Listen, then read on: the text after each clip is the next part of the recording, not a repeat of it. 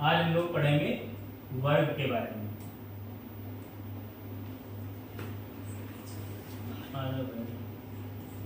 वर्ग, तो वर्ग के बारे में जानेंगे पहले कि वर्ग होता क्या है।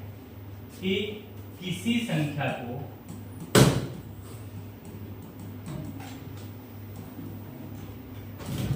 उसी संख्या से गुणा करने पर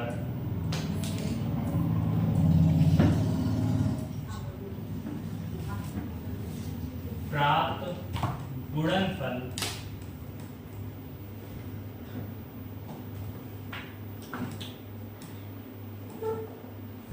उस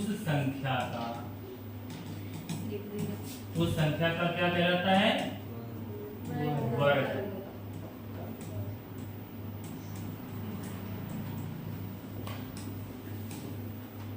जैसे मान लीजिए किसी संख्या को जैसे 5 की गुणा अगर 5 से ही कर दी जाए तो क्या हो जाएगा? 25। 11 की अगर 11 से गुणा कर दी जाए तो कितना हो जाएगा? 121 हो जाएगा। अगर 13 की गुणा 13 से कर दी जाए तो 169 हो जाएगा। अगर 15 की गुणा 15 से की जाए तो क्या होगा? 225।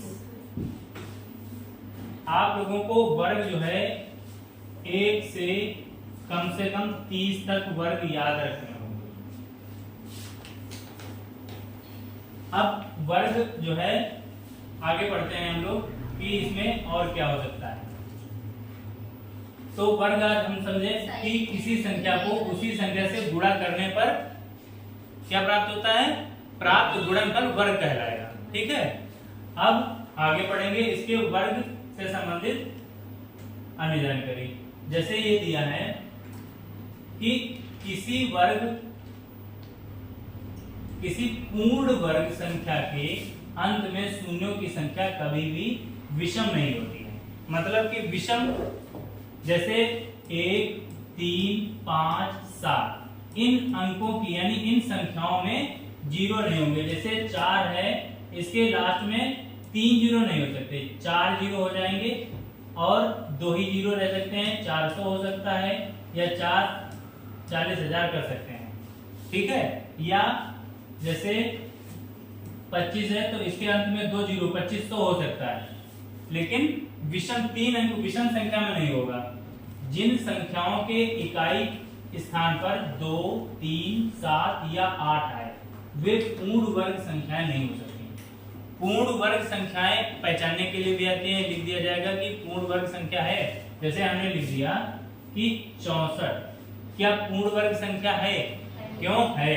क्योंकि इसके अंत में 2, 3, 7, 8 नहीं आया है। अगर ये अंक आ जाएं 2, 3, 7, 8 तो समझ लीजिए इकाई का अंक होगी। इकाई का अंक ये सबसे किनारे वाला इकाई का अंक 2, 3, 7, 8 में से कोई भी आएगा तो वो पूर्ण वर्ग नहीं होगा। ये बात समझ लीजिए। फिर है सम संख्या का वर्ग सम और विषम संख्या का वर्ग विषम होता है। जैसे सम संख्या का वर्ग मान लीजिए 12 कर लिया हमने, तो 12 का वर्ग क्या होगा? 144। ये सम संख्या है। इसी तरीके से हमने 13 का ले लिया, 13 का वर्ग करेंगे तो 169। ये कैसी संख्या है? ये विषम है। ये विषम है और ये सम है। ये ध्यान रखना कि सम संख्या का वर्ग सम आएगा और विषम संख्या का वर्ग विषम आएगा। फिर है आगे बढ़ते हैं।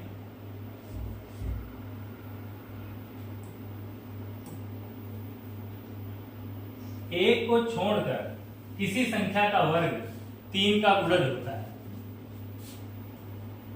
एक को छोड़कर किसी संख्या का वर्ग 3 का गुणज होता है। बात समझ में आई? नहीं आई? एक को छोड़कर किसी संख्या का वर्ग 4 का गुणज होता है या 4 के गुणज से 1 अधिक होता है। ये भी ध्यान रखना है। यदि P और Q धन पूर्णांक हो तो कभी भी P² बराबर 2Q² नहीं हो सकता। यानी P और Q धन पूर्णांक आ गए तो उसमें ये वाला नियम लागू नहीं होगा। फिर है यदि P 3 का गुणज नहीं है तो p स्क्वायर 3 का गुणज नहीं होगा। यानी यदि मान लीजिए हमने दिया कि 4 का वर्ग 16 होता है और कहें कि ये वर्ग भी 3 का गुणज आ जाए, तो ऐसा नहीं होगा। ये ऐसा तभी संभव है 3 का वर्ग करेंगे 3 से 9 होगा, तभी तो ये 3 का गुणज आई। और जैसे 6 का वर्ग करें तो 6 6 36, तो ये भी 3 का गुणज है ना। इसी तरीके से अगर 9 का वर्ग करें तो 9 का वर्ग कितना आएगा 81, तो ये भी 3 का गुणज और ये भी 3 का गुणज, दोनों गुणज हैं। इसके बाद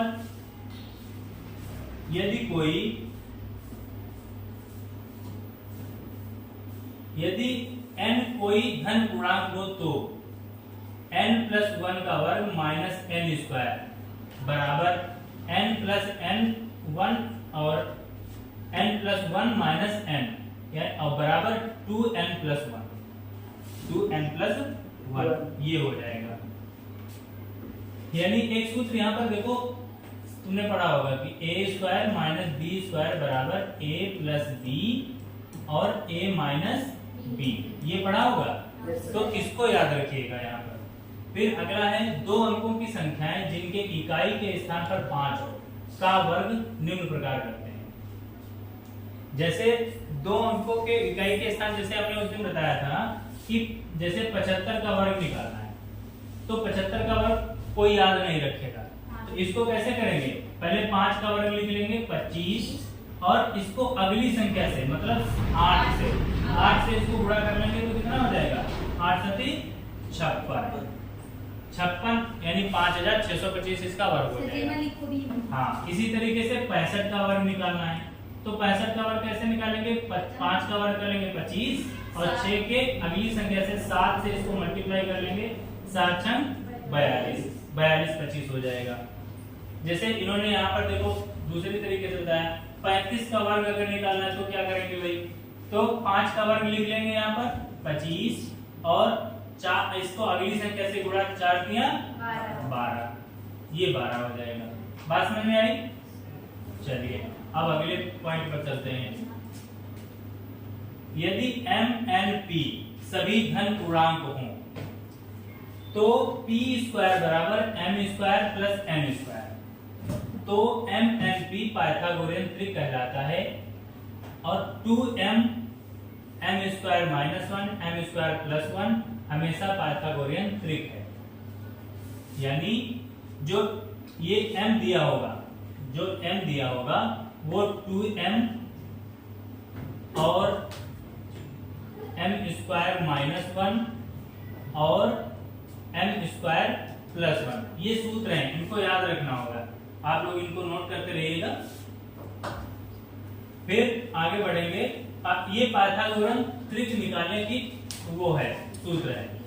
अच्छा, अब अगला है 1 से बनी संख्याओं के वर्ग से ज्ञात करने के लिए, 1 से बनी संख्याओं के वर्ग से ज्ञात करने के लिए क्या करते हैं, कितनी बार देखो इन्होंने 11 का वर्ग दिया, फिर 111 का वर्ग दिया। जैसे 11 का वर्ग निकालना है इनको तो क्या करेंगे, 1 और 1 लिख लिया और इन दोनों को जोड़ दिया, कितना हो गया 2, 121 आ गया। इसी तरीके से अगर 111 का वर्ग करना है फिर क्या करेंगे, लास्ट में सबसे 1 1 लिख लीजिए, फिर क्या करेंगे 1 1 2 यहाँ कर लें और फिर इनको जोड़ लीजिए, यहाँ कर लीजिए और फिर तीनों को आपस में जोड़ दीजिए, 3 कर लीजिए, ये हो जाएगा। क्या हुआ, सही है? हाँ सही है, क्या गलत पढ़ा रहे हैं? फिर आगे 12 के बाद में 13वां पॉइंट क्या कह रहा है कि यदि m एक धन पूर्णांक हो तो माइनस m एक ऋण पूर्णांक हुआ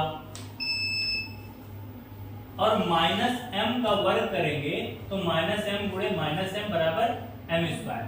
देखो गुणा की माइनस और माइनस की गुणा क्या हो जाती है, प्लस हो जाती है, तो इसको समझने की आवश्यकता नहीं। m m बटे n एक परिमेय संख्या हो तो इसका वर्ग अगर करना है, मान लीजिए 3/4 लिखा है, जैसे 3/4 का वर्ग करना है तो क्या करना होगा, 3 गुणे 3 और नीचे है संख्या तो उसको 4 गुणे 4, तो 3 3 9 बटे 4 4 चकू 16 हो जाएगा।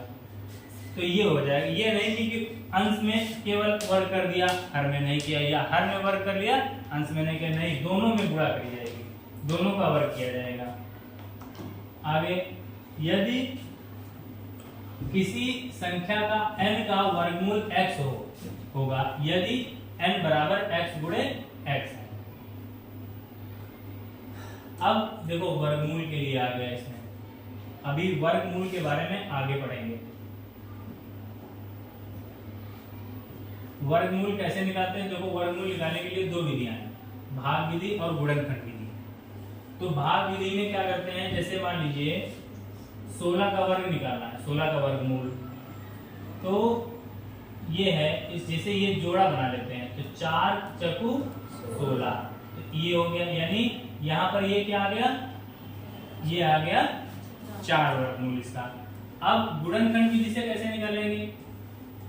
2 से काटेंगे इसको पहले, 2 अठी 16, 2 चक्कू 8, 2 दूनी 4, 2 एकम 2।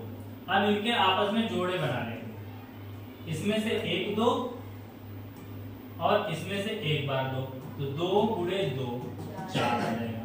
तो इसमें भी 4 और इस वाले भाग विधि से भी 4 है ना। तो भाग विधि और गुणनखंड विधि से वर्गमूल निकालते हैं। किसी संख्या का वर्गमूल पूछा जाए तो धनात्मक मान ही उत्तर होता है, ठीक है। किसी सम, अभी हमने पढ़ा था कि सम संख्या का वर्ग सम आएगा, तो उसी तरीके से किसी संख्या का वर्गमूल भी सम ही आएगा। सम संख्या वर्गमूल होगा तो उसका सम आएगा, विषम होगी तो विषम आएगा वर्गमूल। फिर अगला है, किसी दी हुई संख्या को पहले n विषम धन पूर्णांकों के योग के रूप में लिखा जाए तो वह संख्या n का वर्ग होती है। दूसरे शब्दों में यह उस दी हुई संख्या का वर्गमूल होता है। ये सब बेकार से करते हैं हम लोग, इसको सवाल करते करते समझेंगे। अब आगे बढ़ते हैं।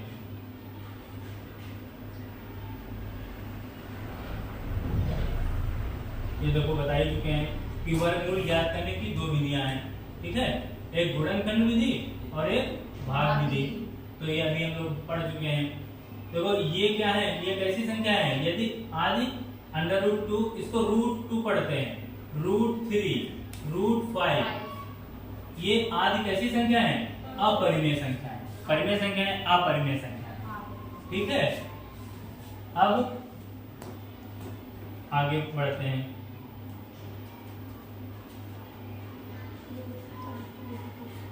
अब जैसे 576 का वर्गमूल निकालना है, 500, इन्होंने यहाँ पर गुणनखंड विधि से निकाला है, तो हम लोग क्या करेंगे, 576 का वर्गमूल जो है भाग विधि से निकालेंगे। तो इधर से क्या करते हैं, पहले पेयर बना लेते हैं, जोड़ा बना लेते हैं। इकाई की तरफ से पेयर जोड़ा बनाएंगे, लेकिन इधर अगर बचता है कोई बात नहीं, तो जैसे ये 5 बचा तो इसको 2 गुणे 2, 2 दूनी 4, और 5 में से 4 गया 1, और ये जोड़ा का पूरा जोड़ा उतारा जाता है, ठीक है। अब 2 2 4 और लास्ट में अब 6 आ रहा है, तो देखो किस संख्या से काट सकते हो, नहीं 4 से। भाई 4 की जब 4 से गुणा करोगे, 4 से कुछ 16 हासिल बचा 1, और 4 से कुछ 16 और 1 17, ये कटेगा कि नहीं। और इसमें से 1 4 यहाँ पर लिखेंगे, तो यहाँ पर 0 0 0, ये तो बचा, तो हमारा ये वाला उत्तर होता है। तो उत्तर कितना आ गया, 24। देखो यहाँ पर इन्होंने गुणनखंड की विधि से 24 आया और भाग विधि से भी 24 आ गया। तो वर्गमूल निकालने की दो विधियां हैं, गुणनखंड विधि और भाग विधि, जो सरल लगे उसको अपना।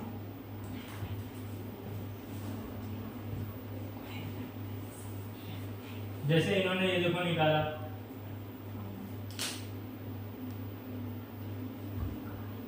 आप देखो यहां से सवाल शुरू होते हैं। अब हम करेंगे सवालों की प्रैक्टिस। निम्न संख्याओं में निम्न संख्याओं में कौन पूर्ण वर्ग संख्या है। तो पूर्ण वर्ग संख्या होने के लिए अभी हमने क्या बताया था कि लास्ट में कौन कौन अंक नहीं होना चाहिए, 2, 3, 7 और 8। इसमें देखो 2 भी है, 3 भी है और 8 भी है, यानी ये संख्याएं नहीं होंगी, ये पूर्ण वर्ग संख्या नहीं हो सकती। और 625 क्या होगा, पूर्ण वर्ग संख्या हो जाएगी। इसका मतलब बी वाला हमारा उत्तर हो जाएगा। बात समझ में आई? तो ये वाले अंक याद रखेंगे, 2, 3, 7 अगर इकाई के अंक पर हैं तो वो संख्याएं पूर्ण वर्ग नहीं होंगी। बात समझ में आ रही है? इसके बाद में फिर इसमें देखते हैं 7, इसमें देखो इकाई का अंक है, ये कट जाएगा, ये नहीं होगा पूर्ण वर्ग। और 0 भी बताया था कि कभी भी विषम संख्या में नहीं होंगे, तो ये इसमें देखो 3 है 0 और इसमें भी 3 0, तो ये भी कट जाएंगे। तो हमारे पास बचा क्या, 3600 बचा, तो ये 3600 हो जाएगा उत्तर हमारा, ये पूर्ण वर्ग हो जाएगा। बात समझ में आ रही है? अगला सवाल, नीचे दी हुई 4 संख्याओं में कौन सा पूर्ण वर्ग है। अब इसमें हमने क्या कहा था, देखो 7 इकाई के अंक पर है तो ये नहीं होगी, फिर 8 इकाई के अंक पर है तो ये नहीं होगी, और 1 0 है तो ये भी नहीं होगी। अब इसमें देखो 0 जो है 3 3 6 0, यानी सम संख्या में 0 है, तो ये उत्तर हो जाएगा हमारा 1, ये पूर्ण वर्ग संख्या हमारी हो जाएगी। अब आगे बढ़ते हैं,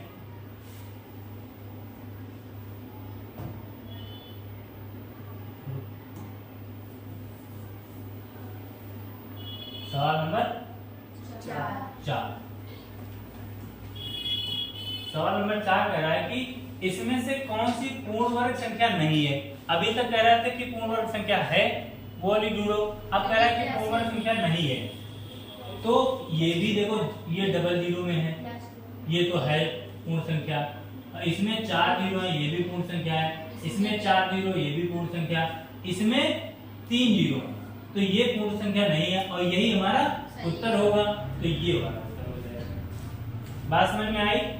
अच्छा, निम्न पूर्ण वर्ग संख्याओं में कौन सी संख्या सम संख्या का वर्ग है। सम संख्या का वर्ग, अब देखो जैसे ही तुमको याद होंगे 1 से 30 तक वर्ग याद होंगे, तो ये देखो 11 का वर्ग है, ये 25 का है और ये 13 का है और ये 14 का है कि नहीं है? नहीं, करिए 36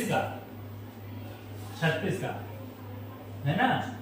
और लेकिन इससे पहले एक चीज और हमने बताया, ये भी बताया गया है कि सम संख्या का वर्ग सम होगा और विषम संख्या का वर्ग विषम होगा।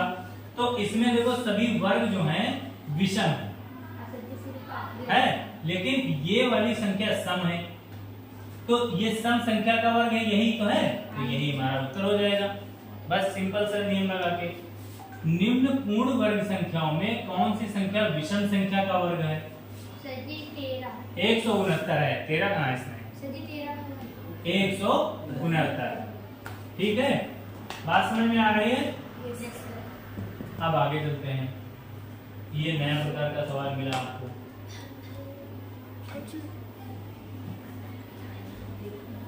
ये 56 का वर्ग माइनस 55 का, 56 का वर्ग माइनस 55 का वर्ग। अब तुमको ये यहाँ पर वो नहीं लगाना है, क्या नहीं लगाना है, दोनों संख्याओं का वर्ग लिख के घटाना नहीं है। यहाँ पर देखिए किस प्रकार बन रहा है, ये a² माइनस b² बन रहा है कि नहीं बन रहा है? बन रहा है ना। तो अब इसमें a² माइनस b² का सूत्र क्या होता है? a plus b into a minus b. अब इसमें क्या करेंगे, यानी 56, यहाँ पर क्या हो जाएगा 56 प्लस 55, और यहाँ पर क्या हो जाएगा 56 माइनस 55। तो 56 और 55 कितना हो जाएगा बताओ? 6 5 11 का 1 और 5 5 10 11, तो 111 और 56 में से 55 घटाएंगे 1 आएगा, तो उत्तर कितना आया? 111, ये उत्तर हो जाएगा। तो ये सूत्र भी साथ में लिखते रहिएगा अगर सूत्र नहीं मालूम है, ठीक है। अब आगे बढ़ते हैं, इसी तरीके से ये 555 का वर्ग माइनस 554 का वर्ग। इसमें क्या करेंगे, 555 का वर्ग माइनस 554 का वर्ग। इसमें भी वही सूत्र लगेगा, a square minus b square. तो इसमें क्या होता है, a plus b, a minus b लगा देंगे। तो कैसे, 555 प्लस 554, फिर 555 और माइनस 554। तो 555 में 554 जोड़ेंगे तो कितना आएगा, 1009। और गुणे यहाँ पर कितना बचेगा, 1, तो उत्तर कितना आएगा, 1009 आ जाएगा। ठीक है ना। इसी तरीके से अगला सवाल है 65 का वर्ग माइनस 60 का वर्ग। 65 का वर्ग माइनस 60 का वर्ग, तो 65 प्लस 60, फिर है 65 माइनस 60। तो 65 और 60 कितना हो जाएगा, 125 गुणे इसमें 5, भाई 5 बचेगा ना, और 125 की गुणा 5 से करेंगे तो 625। तो ये उत्तर हमारा बी वाला उत्तर आ जाएगा। अब देखिए आगे 10वां वाला। अब देखिए यहाँ पर 75 का वर्ग देखो पूछ दिया गया तुमसे, तो 75 का वर्ग याद करने की जरूरत है क्या, नहीं है। क्या करेंगे, 5 का वर्ग 75 का वर्ग निकालने के लिए 5 का वर्ग कितना हो जाएगा, 25, और इसकी अगली वाली संख्या क्या होगी, 8, 8 सती 56, तो 56 25, तो सी वाला उत्तर हो जाएगा। इसी तरीके से 95 का वर्ग करके दिखाइए, फटाफट बताइए। 95 का वर्ग 90 25, वेरी गुड। 102 का वर्ग का मान बताइए, 102 का वर्ग, 102 का वर्ग कैसे निकालेंगे। अब देखो इसको हम 100 प्लस 2 कर सकते हैं। अब यहां पर a प्लस बी का होल स्क्वायर का सूत्र लगा लेंगे, a square plus b square plus 2